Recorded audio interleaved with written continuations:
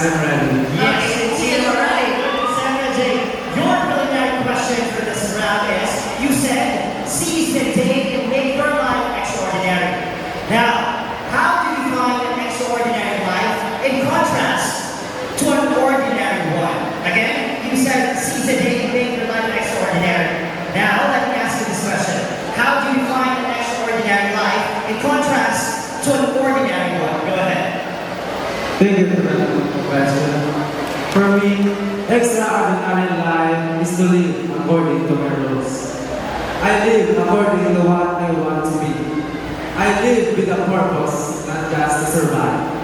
I refuse to become a slave for money, power, and opinions of other people. Instead of being a slave, I choose to become a servant of God. For my family, for my community, and especially God. Thank you.